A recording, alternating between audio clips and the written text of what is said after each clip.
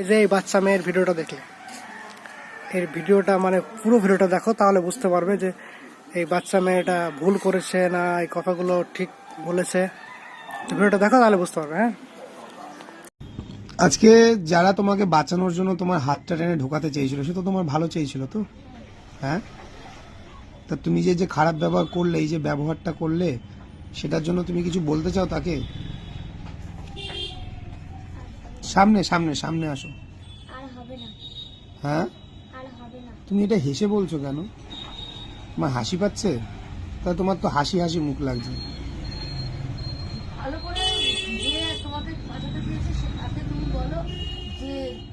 দাঁড়ানো, ওকে বলতে দাও না। ও যখন বলতে পারে আমি চর মারবো। কি বলবে তুমি বলো।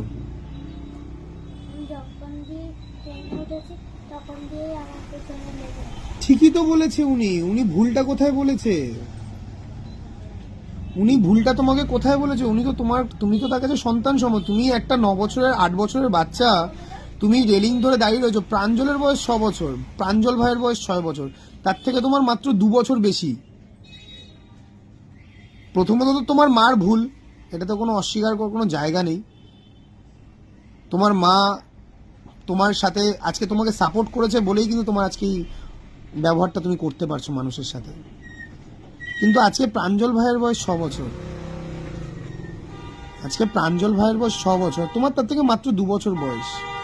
তুমি লম্বা একটু হয়েছো, প্রাঞ্জল ভাই তোমার থেকে একটু ছোট। তো তুমি তো ভাইয়ের বয়সী, তা তুমি ভাইয়ের বয়সে একটা রেল লাইন ধরে দাঁড়িয়ে থাকবে, এটা কি কেউ? এটা তো তোমাকে বাঁচাতেই চাইবে না। তুমি যদি বাই চান্স হাতটা ছেড়ে দিতে, এই যে তো তোমাকে মারতে গেল, তুমি যদি রেল লাইনে পড়ে যেতে, তুমি তো মরেই যেতে। হ্যাঁ, ট্রেন তো রানিং। তোমাকে যে থাপ্পড়টা মারলো, এটা তোমার ব্যবহারের জন্য। তাহলে আমি তোমাদেরকে যে বারবার বলি খারাপ কাজের ফল খারাপ হয়, মিলল? তুমি যে ব্যবহারটা করলে সেটা কি ঠিক করলে?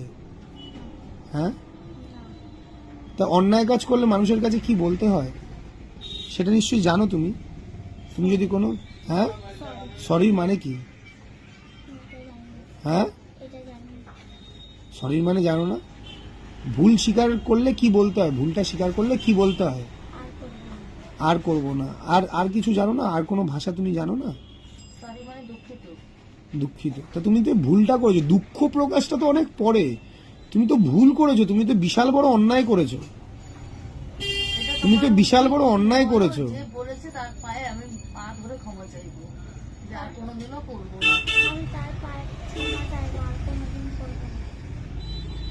তুমি কি বুঝতে পারছো তুমি কতটা ভুল করেছো? তোমার জীবনটা যদি চলে যেত, তুমি কি আজকে স্যারের সামনে দাঁড়িয়ে কথা বলতে পারতে? হ্যাঁ, তোমার মা কি তোমাকে জড়িয়ে ধরে আদর করতে পারতো? তুমি আজকে যদি চলে যেত, তোমার মার কি হতো তোমার আইডিয়া আছে? তুমি কি সেটা ভেবে দেখেছো? তোমার মার কি হতো? তোমার মা তো পুরো পাগল হয়ে যেত। তোমার মা অলরেডি নার্ভের ওষুধ খায়, প্রেশারের ওষুধ খায়, সবকিছু। তাহলে তুমি তো নিজের তো তোমার ক্ষতি হতোই, তোমার মারটারও জীবন চলে যেত। তুমি মাকে একটু ভালোবাসো না? তা তুমি তো আজকে মার কাছে শুনলাম তুমি টোটোতে আসার সময় তুমি মাকে মেরেছো। কেন? আঘাত দিলে কি কাউকে আঘাত দিলে তোমার ভালো লাগে? তা তুমি কেন মাকে আঘাত দিলে? কেন দিলে মা মাকে আঘাত? মাকে আঘাত দিতে হয়? মাকে মারতে হয়?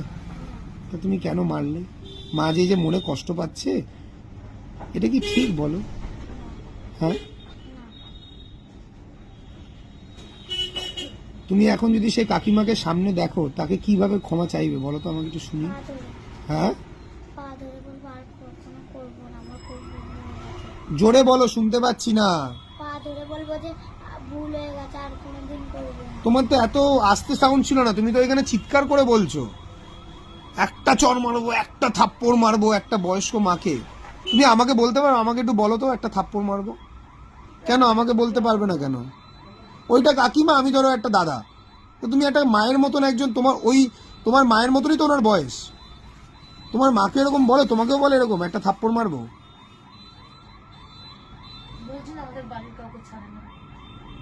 এটা কেন তোমরা ডাক্তার এতদিন না দেখিয়ে ফেলে রেখেছো? শিশু মঙ্গলে কবে দেখিয়েছিলে? ছোটবেলায় অনেকবার পড়ে গেছিল মাথায়। শিশু মঙ্গলে তাও কি ছোটবেলায় ছোটবেলায় মাথায় অনেকবার আঘাত খেয়েছে। কিভাবে, কোথায় কোথায় লাগতো? মাথায় লাগতো পেছনে। তা তারপরে তোমরা কেন? আমার ননদ বলেছিল যে ওর মাথার চিকিৎসা করাতে। হ্যাঁ, ওর বাবা গাফিলতি, জোরে বলো, শোনা যাচ্ছে না, রেলগেট পড়ছে তো শোনা যাচ্ছে না। মানে আমার জোরে বলো, ঝগড়া করার সময় তো জোরে বলতে পারে, এখন জোরে বলো। দুর্গানগরে যে ননদ থাকতো সেই ননদ বলেছিল মাথার ডাক্তার দেখাতে। তো তারপরে কেন দেখাওনি? ওর বাবা, আমি একা গেলে হবে? সরকারি হাসপাতালে কেন হবে না? ফুলবাগানে আমি একা গেলে হবে? ফুলবাগান কেন, তুমি যে কোনো জায়গায় যাও, ওইখানে নার্ভের ডাক্তাররা বসে, তাদেরকে দেখি, তারা ফ্রিতে ওষুধ দিত, কাউন্সেলিং করাতো। ওটা কি করছো হাত দিয়ে তুমি? ওটাই ভুল হয়ে গেছে। দেখাবো, আমি দেখাবো, ফুলবাগানেই নিয়ে যাবো, শিশুমঙ্গলে নিয়ে যাবো। শিশু মঙ্গলে কদিন কাউন্সেলিং করেছে ওর? ওর একদিনই হয়েছে, ওর বাবা একবার নিয়ে গেছিল। একবারে এটা হবে না, এটা ট্রিটমেন্ট হবে না একবারে। একবার হবে না আমিও জানি, কিন্তু তখন ওর জ্বর সর্দি কাশি হয়েছিল। তারপরে আর কেন নিয়ে যাওনি? এই ভুল হয়েছে। তুমি নিজে একজন গ্র্যাজুয়েট পাস মহিলা, তোমার নারী কাটা সন্তান, সে গেটে দাঁড়িয়ে রয়েছে, তাকে সবাই ধাক্কা ধাক্কি করে ভিতরে ঢোকাতে চাইছে, যে যাতে ও ভিতরে ঢোকে, যাতে ও বাঁচে। তোমার এইটুকু বোধ হলো না তোমার ছেলের মেয়ের ভালোর জন্য তোমাকে বলছে? তুমি যদি সেই মুহূর্তে, আমি বারংবার এই কথা বলছি, তুমি যদি সেই মুহূর্তের কানটা ধরে যদি ওকে টেনে ঘরে মানে কামরার ভিতরে ঢুকিয়ে যেতে, সেটা তো তোমার সব থেকে বড় শিক্ষা হতো। আমি আমার বাবার পাশে এইভাবে দাঁড়াতে পারবো? আমার বাবা, আজকে আমার 32 বছর বয়স, আমি যদি এখনো ট্রেনে গেটে দাঁড়াই, আমার বাবা যদি ভিতরে থাকে, আমার বাবা বারবার বলতে থাকে, কি রে বাবা গেটের সামনে কেন দাঁড়াচ্ছিস? হয়তো একটা মানুষের ভিতরে দাঁড়িয়ে আছি। এখনো আমাকে তারা শাসন করে। তোমার তখন শাসন করা উচিত ছিল না? তুমি কি এটা ঠিক করেছো? তুমি তো নিজে একজন গ্র্যাজুয়েট পাস মহিলা, তুমি কি এই ব্যবহারটা ঠিক করেছো সেই মানুষটার সাথে? সে তো তোমার সন্তানকে বাঁচানোর জন্য ব্যবহারটা করছিল, রাইট? আজকে তোমার মেয়েকে নিয়ে বিভিন্ন মানুষ তারা ট্রোল করছে। তোমার মেয়ে এখন সোশ্যাল মিডিয়ার কন্টেন্ট। আমি জীবনে কোনো বাচ্চাদের নিয়ে ভিডিও বানাই না, আমি ভিডিও বানাতে বাধ্য হচ্ছি। তোমার মেয়েকে এখন তারা সোশ্যাল মিডিয়ার কন্টেন্ট বানাচ্ছে। একটা মানুষ, আমি তোমার সম্বন্ধে আমি এত কিছু জানতাম না, আজকে আমার মনে হলো যে আমি তোমাদেরকে জিজ্ঞেস করি। এবং ক্যামেরা অন রাখার কারণটা হচ্ছিল যে পুরো ব্যাপারটা মানুষ জানুক, সবটা জানুক, যেটা আমি শুনছি সেটা যেন সবাই শোনে, যার জন্য আমি পুরো ক্যামেরাটা অন করে রেখেছি। আজকে 30 মিনিট প্লাস ভিডিও হয়ে পরবর্তী একটা 7 মিনিটের ভিডিও হচ্ছে, 37 মিনিট ধরে তোমার সাথে কথা বলছি। তার কারণ উপর উপর দেখে কোনো কিছু বিচার করা যায় না, উপর উপর দেখে কখনো কোনো কিছু বিচার করা যায় না। সেই বিষয়ের ভিতর অব্দি প্রবেশ করতে সবার দেখো অত সময় নেই। কিন্তু তুমি তো একজন গ্র্যাজুয়েট পাস মহিলা, তুমি কি করে তোমার মেয়েকে, তুমি এইটুকু ভালো বুঝলে না যে তোমার মেয়ের সে ভালো চাইছে? তুমি তার সাথে কি করে ঝগড়া করতে পারলে? তোমার কি উচিত নয় তাদের কাছে ক্ষমা চাওয়া? হ্যাঁ, চাইবো। তোমার কি আর তাদের সাথে দেখা হবে? একজনকে তো চিনি, আর বাদ বাকি কাউকে চিনি না। তোমার প্রথমেই কাজ হবে, তুমি তাকে আমার সামনে এনে ক্ষমা চাও, কিংবা তাকে যখন ক্ষমা চাওয়াবে তাকে বলবে যে আপনি যেরকম আমার অন্যায়ের ভিডিওটা শেয়ার করেছেন, আমার ক্ষমা চাওয়ার ভিডিওটা শেয়ার করুন। আজকে তোমার মেয়ের ভিডিও মিলিয়ন ভিউ হয়েছে, 10 লক্ষের উপরে মানুষ দেখেছে। আজকে ও যখন বড় হবে, এটার উপরে ওর উপরে প্রেশার হবে না, ওকে সবাই দেখিয়ে দেখিয়ে বলবে এই মেয়েটা দেখ, মা বাবার কোনো শিক্ষা দীক্ষা নেই। তোমার কি এটা শুনতে ভালো লাগবে? তুমি তো নিজে, তোমার মা বাবা তোমাকে কষ্ট করে মানুষ করেছে, তুমি ওকে কষ্ট করে মানুষ করছো। তুমি এইটুকু কেন ভালো বুঝলে না যে তোমার ভালোর জন্য, তোমার সন্তানটা যাতে তোমার কোল থেকে হারিয়ে না যায়, সেই জন্য তোমাকে উনি শাসন করে তোমার মেয়েকে ভিতরে ঢোকাচ্ছে। তোমার মেয়ে, তুমি ধরো তুমি তখন যদি ওকে টেনে ঢোকাতে যেতে, তোমার মেয়ে তোমাকে হয়তো একটা থাপ্পড় মারতো, কি একটা ঘুষি মারতো, ধাক্কা মারতো, মার খেয়ে যেতে। কিন্তু তোমার কি এইটুকু বোধ হলো না? আমি মানছি তোমার মানসিক প্রবলেম রয়েছে, তুমি নানা রকম রোগে জর্জরিত, কিন্তু একটা গরুও তো বোঝে নিজের সন্তানের ব্যথাটা। তুমি তো মানুষ একজন। আজকে তোমার মেয়ের লক্ষ লক্ষ মানুষ এই ভিডিওটা দেখছে, যে যার মতন কথা বলছে, কেউ তো গভীরে যাবে না। গভীরে যাবার কারোর সময় নেই। এই 40টা মিনিট খরচা করে তোমাদেরকে কথা শোনার কেউ নেই আজকে পৃথিবীতে। কিন্তু তোমার মেয়ের ভবিষ্যৎটা কি হচ্ছে সেটা কি বুঝতে পারছো না? বুঝতে পারছি স্যার, এখন বুঝতে পারছি, এখন বুঝতে পারছি। মানুষ শেখে শেখে তো, আমি শেখে শেখে এখন বুঝতে পারছি। তোমার এখন তাহলে করণীয় কাজ কি? এখন ওই ভদ্রমহিলাকে যদি আমি যদি খুঁজে পাই, তাহলে ওই ভদ্রমহিলাকে নিয়ে আসবো আপনার সামনে। আমার সামনে আনানো দরকার নেই, সে ভিডিও করে যেন সেটা পোস্ট করে। ঠিক আছে। তার কাছে তুমি ক্ষমা চেয়ে আসবে, এবং ক্ষমা চাওয়া মানে শুধু ক্ষমা চাওয়া নয়, উনি তোমাকে বাঁচাতে চেয়েছে তোমার কোলটা যাতে হারা না হয়ে যায়, তোমার সন্তানটা যাতে তোমার থেকে চলে না যায় দূরে। সে তোমার উপকারী বন্ধু, সেই উপকারী বন্ধুর তুমি মর্যাদা দিলে না। ও তোমার কোলটাকে রক্ষা করতে চেয়েছিল। তোমার কি এখন সেই বয়স আছে একটা সুস্থ বাচ্চাকে জন্ম দেওয়ার? কত এজ তোমার এখন? আমার এখন 42। 42। এখন কত ট্রিটমেন্ট করতে হয় একটা সন্তানের? তুমি কি এখন নিশার মতন একটা সন্তানকে পাবে, এরকম একটা ফুটফুটে মেয়ে? আমি মানছিও খারাপ ব্যবহার করেছে, কিন্তু ভগবান তোকে তোমার কাছে একটা উপহার দিয়েছে, ওকে সুস্থ শরীরে তোমার কাছে পাঠিয়েছে। আজকে যদি ও তোমার একটা স্পেশাল চাইল্ড হতো, ও যদি নড়তো না চড়তো না কথা বলতো না, কি করতে তুমি তখন? ফেলে দিয়ে চলে আসতে?